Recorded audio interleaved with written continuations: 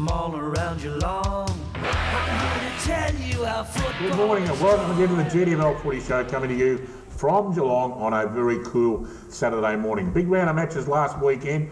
The Werribee Centrals Footy Club, they knocked off the Belmont Lions with Matt Smith and Jason Buddy kicking 4 goals apiece there. East Geelong Eagles, too good for the Bannockburn Tigers. Hayden Graham continuing on his magnificent form for the year, kicking 7 goals, with Tyler Jones kicking 6 as well. Geelong West, well, they were too good for the Tommy Tigers, with Denham kicking 5 goals for the West Cheetahs. Winchelsea defeated Inverleigh, and by all accounts was a fantastic game, with Inverleigh, of course, favourites to win that one, so great effort by the Blues.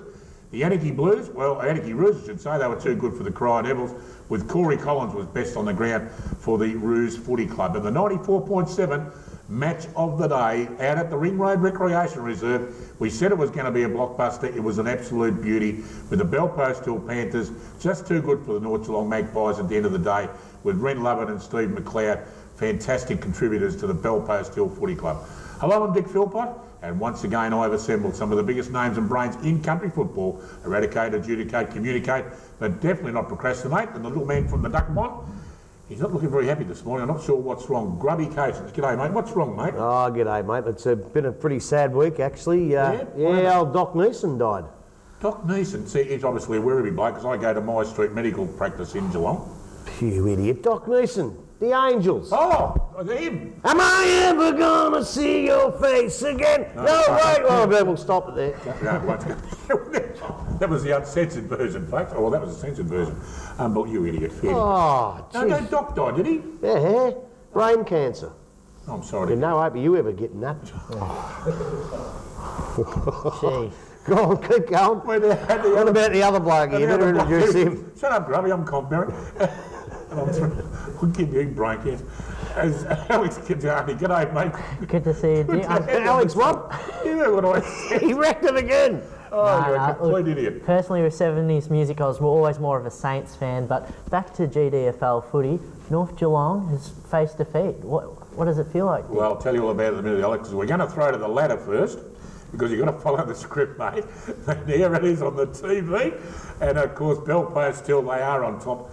They've been all year, but they're on top now with a win clear from the North Geelong Magpies, who have suffered their first defeat for 2014, followed by the Inverleigh Hawks after being knocked off by the Winchelsea Blues, East Geelong and Werribee Centrals. Now, just outside the final 5, folks, you'll see the Winchelsea Blues there knocking on the door, followed by Geelong West, Bannockburn, Anarchy, Belmont Lions, Thompson and Cryer. It's all before them to see if they can crack it for the final 5 in 2014. We'll go to the goal kicking now. We're talking about the fellow from East Geelong, Hayden Graham. There he is on top, a magnificent effort on 7 goals on Saturday. And of course he's on top with 29 with Tom Mullane Grant 26, followed by Graham, Jason Buddy, and of course you can see them all there right down at the bottom, with 4 North Geelong blokes sharing the bottom 4 there, and that'll certainly make some difference as the season goes along. So, what do you reckon, guys? It was a big game last week. Grubby, you made a comment, said North Geelong just weren't good enough. Well, they weren't. I thought the siren went a little bit early. I felt a bit cheated. I thought there was probably 3 minutes to go, and we really wanted to see the real right near the end. But look, North Geelong didn't play their best football, but that's because Belpost still didn't let them. They played the game very, very well last week.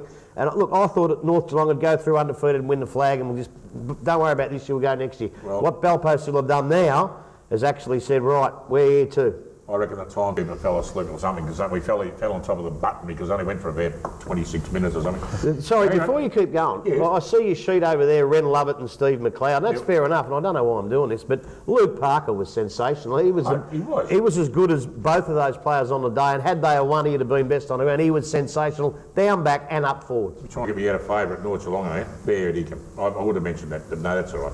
Because I'm a good loser, that's why. Belpost still deserve the points, and well done to the Panthers. We'll see you again later in the season.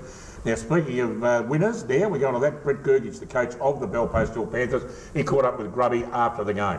Well, we're here up at Myers Reserve. At the end of the day, the blockbuster between the mighty North Geelong Magpies and the great Panther outfit. And I tell you what, I've got a lot of questions here, but they're all being directed to Doggy Ryan, because I got to admit I thought they'd knock us off. But I tell you what, a great effort by the Panthers today, Brent.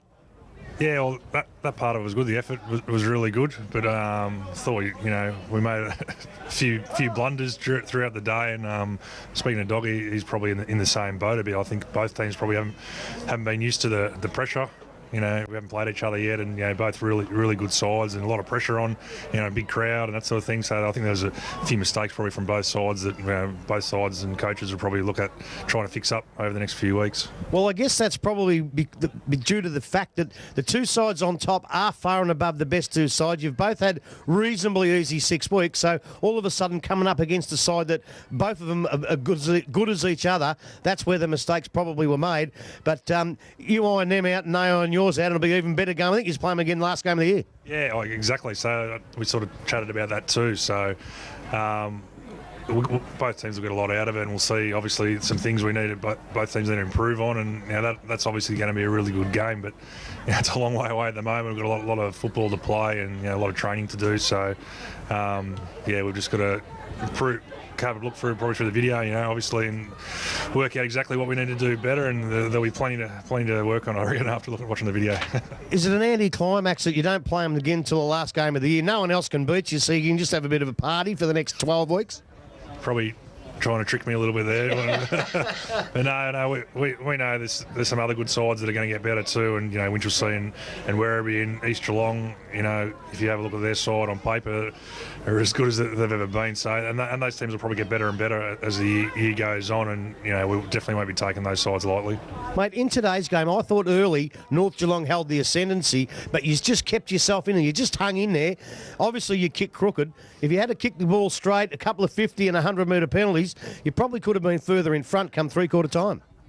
Yeah, again, that's right. That was the most impressive thing from our guys, and Doggy's probably happy with his guys too, just with the effort. I thought it was a really tough game, and both teams were going pretty hard at it. So that part of, probably both sides get a big tick, but, some skill errors and some game style stuff and things like that will, both sides will be, I'd say, working on a fair bit.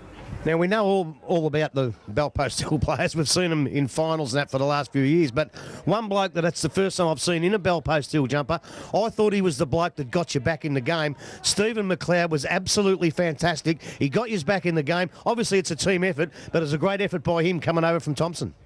Yeah, he's someone, I've sort of joked about trying to get here since I've sort of been here. Whenever he's played against us, he's really impressed me and a few of the other coaches, and I never really thought it'd be a chance because he's obviously a big Thompson boy and family's involved with the club too, but we've got 3 or 4 of the guys are really close mates with him, and they sort of said, maybe he might be interested. So we had a chat with him, and we're rapt to have him because he's really the sort of player we wanted to get. He's a really good leader, and he's strong on ball that plays a little bit defensively too, and can push forward as well. And I think you're right too. I thought he was probably one of our better players. Great interview there, Grubby. I don't give you many compliments, but that was a good one, mate. Now, we're going to take a short break and be right back after this. From all around Geelong, I'm here to tell you how football is strong.